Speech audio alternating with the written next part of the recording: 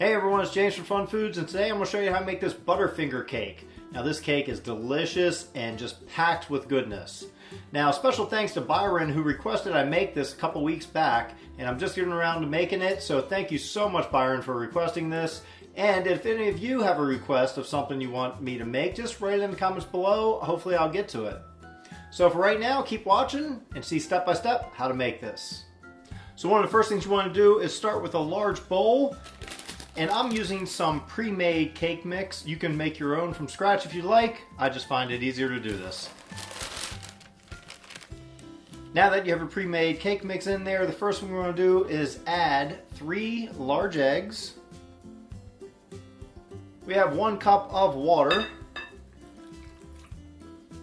and a half a cup of oil. Now just mix this on medium until everything is well combined.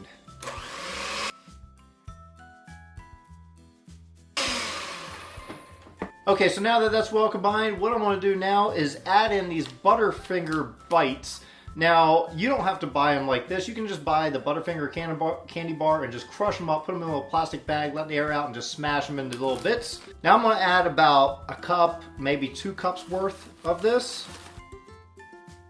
And I'm just going to mix this through with a wooden spatula. That's about it. So now we're just going to transfer this to the pans. So this recipe calls for 2 8-inch pans or 2 9-inch pans, and that's what I'm going to use right here. First thing I'm going to do is just take some butter, and I'm going to butter the bottom of the pan.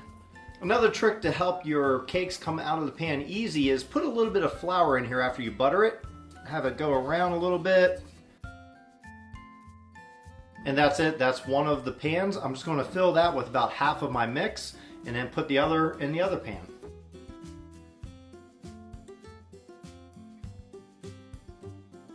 So now we're just going to take these and put it in a preheated oven at 350 degrees. So now after our cakes have cooked and I've given it enough time for the cakes to cool down, I'm just going to remove them from the pans.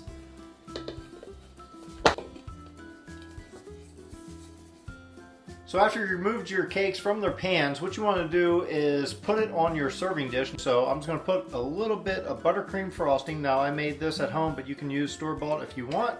And I'm going to take my bottom piece and put that right in the middle there. And I'm just going to trim off a little bit of the top layer right there just to make it nice and even. And it is a little tricky with this because we baked in the Butterfingers, so it's not going to be just like baking a regular yellow cake.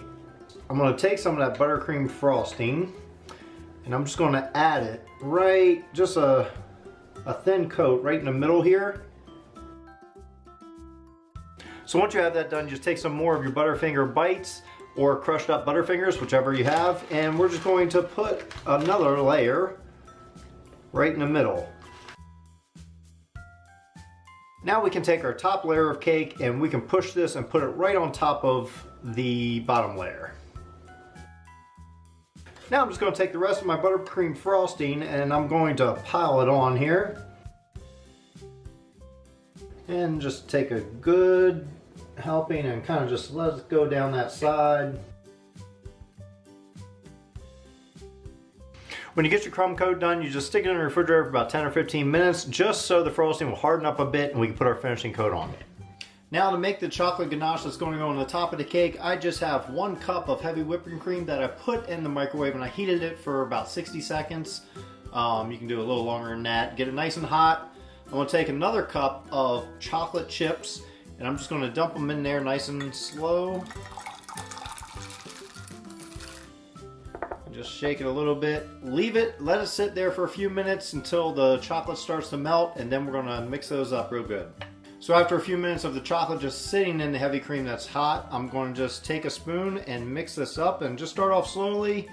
And as you go, you'll see it starts to mix in really good. And you'll see the chocolate ganache is very liquidy at first, but as it cools down, it will thicken up a bit. You can always put it in the refrigerator if you want it to thicken up quicker.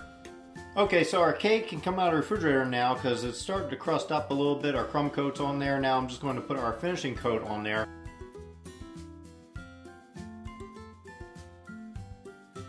What I'm going to do is just going to go around the sides with this And I'm going to start near the top and gently pour, and some of it's going to go down the sides. And across the middle, I'm just going to go a zigzag pattern. So now I have some orange candy melts. I put it in a piping bag, but you can put it in a Ziploc bag. If not, just cut a little small hole right there. And I'm going to do a zigzag pattern across the top as well, even have it go down the sides a little bit. So now what we can do is take some more of our little Butterfinger bites and we can kind of sprinkle it around the top. Next, what I just have some mini Butterfingers. These are like the kind you'd pass out at Halloween. And I'm just going to take these and press them on the sides, just kind of randomly.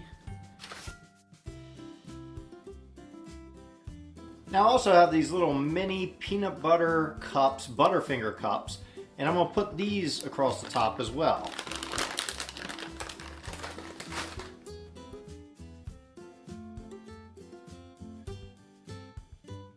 And I think that's pretty good. I think that will look just like the cake I want. And now for the taste test. Just every part of this is really, really good. So thanks, Byron, for suggesting I make this, because I probably wouldn't have made it if you didn't suggest it. So thank you. Thanks, buddy. Well, thanks everyone for watching to see how to make this Butterfinger cake. I hope you enjoyed this video, and if you did, please hit that like button. Also hit that big red subscribe button if you're not already subscribed to get new videos every week. And be sure to check out some of the videos I have off to the side. I think you may enjoy those as well. And until then, I'll see you guys next Sunday.